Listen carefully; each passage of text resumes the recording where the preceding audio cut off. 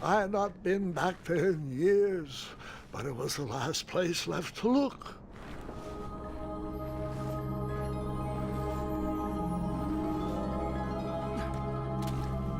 Those lost wishes weren't the treasure I was after.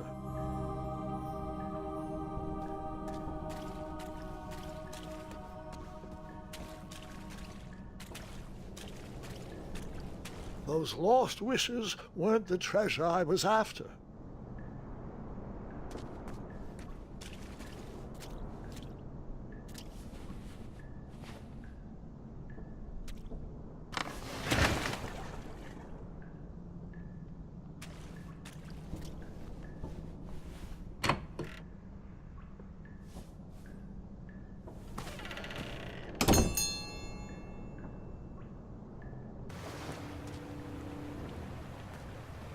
It was not exactly as I remembered it, but it wasn't all that different either.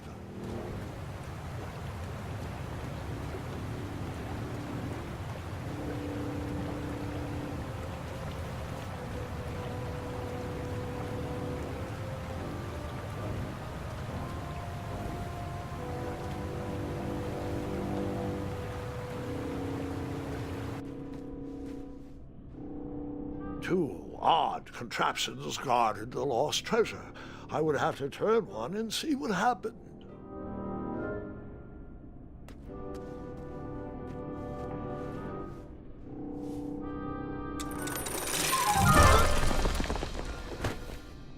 And that's what would have happened if I turned the left switch. But since I am here telling this story, you already know that I pulled the right one.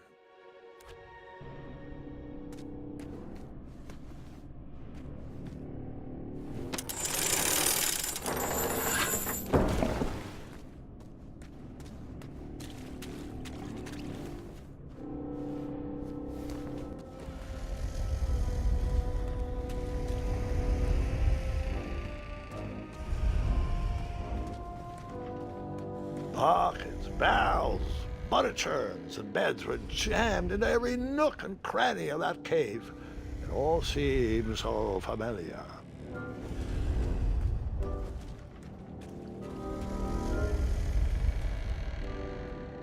Even though the bed was very comfortable, this was no time to hide under the covers.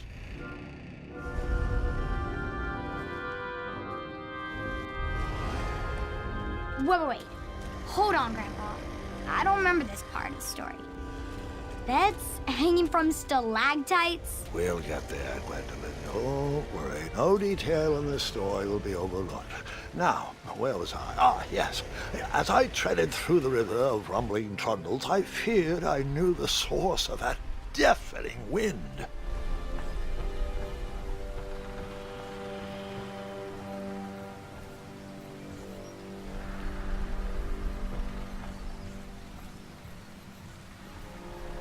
Nestled beneath a slumbering pile of teeth and claws was... Fabled mirror. Oh, so you remember this part of the story. Well, dragons are my favorite. Do you want to tell this part? Yes. King Edward sent me, the greatest knight in all of Daventry, on a quest to return his stolen mirror. A gigantic, hulking beast of a dragon was the last thing in my way to... My way to add a shinier hat to my collection.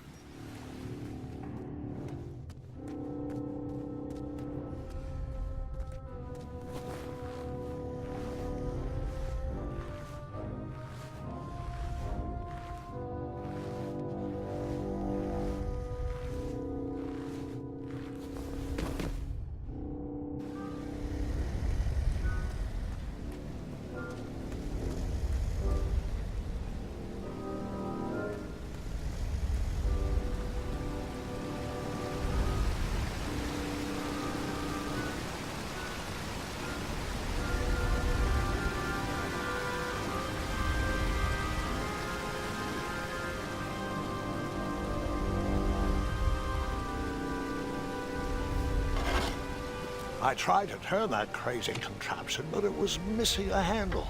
Someone tampered with it, creating some silly conundrum.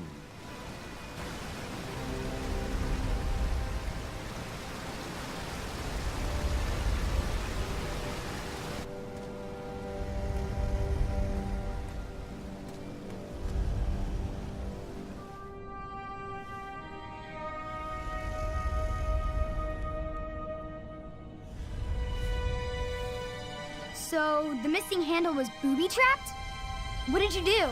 Well, I used my cleverness to outsmart the trap.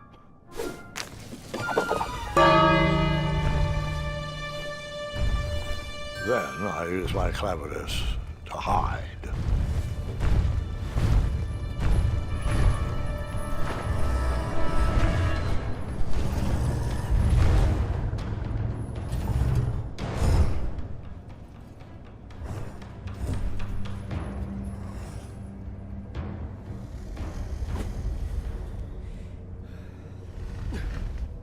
Luckily, that half-blinded beast never noticed me in bed. A dragon's eye must be really hard to pierce with an arrow.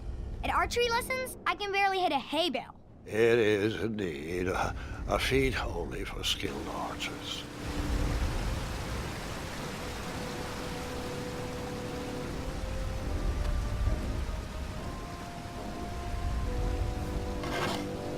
I tried to turn that crazy contraption, but it was missing a handle. Someone tampered with it, creating some silly conundrum. What did you use to fix?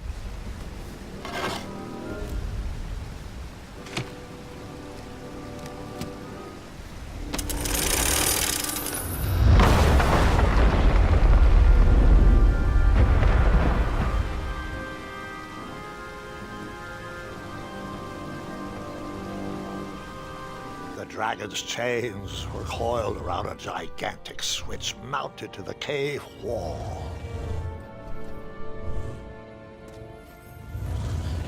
This cave seemed to be filled with failed adventures.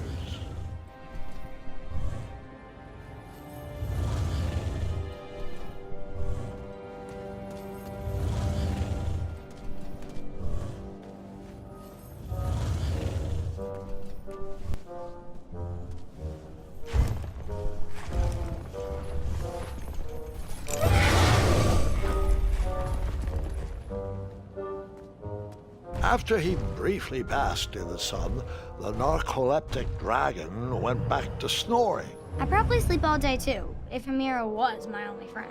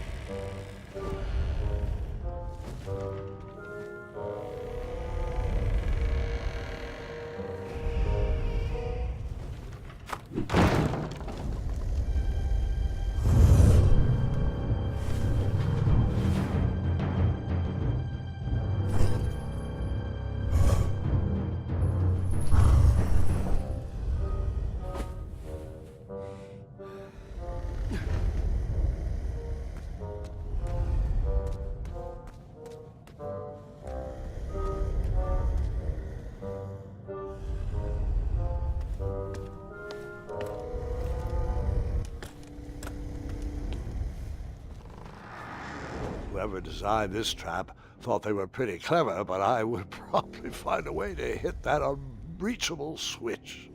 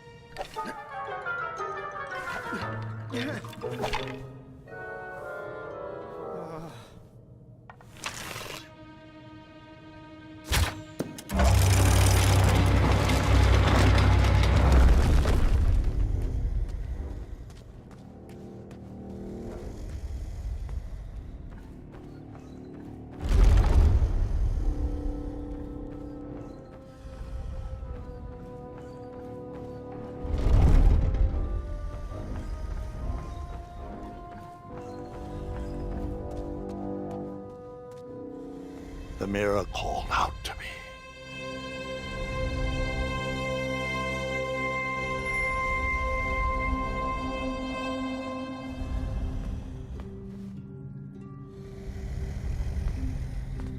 A ridiculous feeding contraption was cobbled together to keep the beast and probably its owner alive.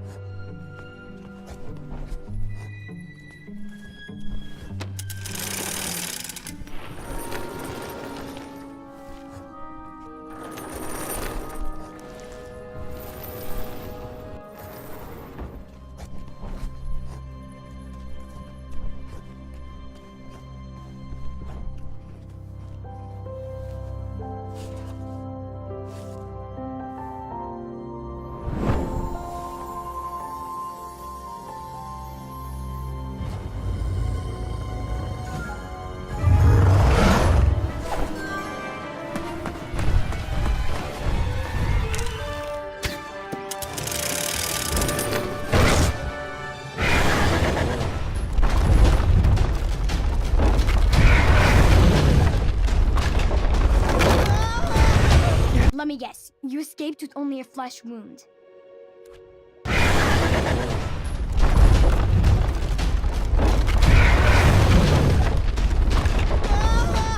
Let me guess.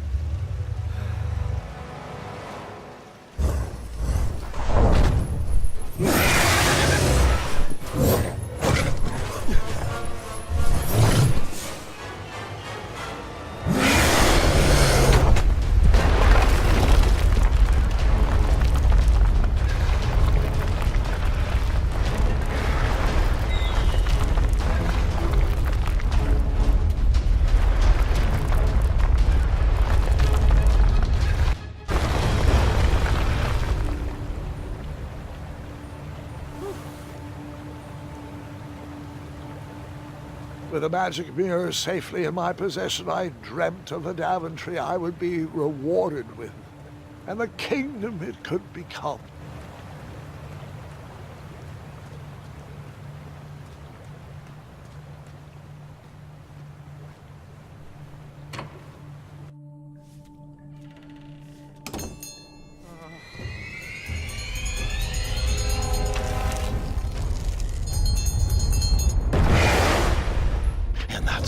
second, I had three choices in front of me. Any would clear my path to safety, and all would have rippling consequences.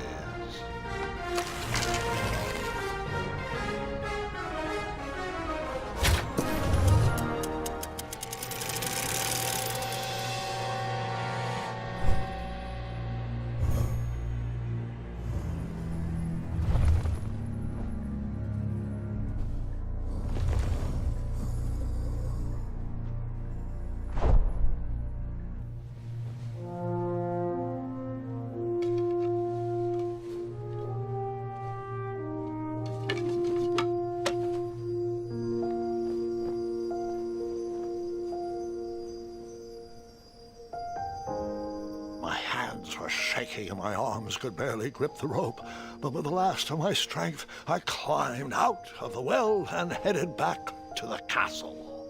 Ever since the magic mirror returned, its reflections have warned the kingdom of danger, kept our family safe, and it has exposed many troublesome crumbs tangled in my beard. Yeah. King Edward was so proud that you returned his lost treasure that he made you king. Everyone knows that part. Now, can we get back to that dragon? Gwendolyn, there is so much more to my stories than dragons. I hope this old cap will be remembered for far more than the action tattered across its brim, sewn into the seams of many hidden adventures. All right, let's get back to the dragon. Tell me everything. Like, why did you set the dragon free even though he was trying to eat you? I set him free because, well, over the years I realized that the dragon was not the despicable, hideous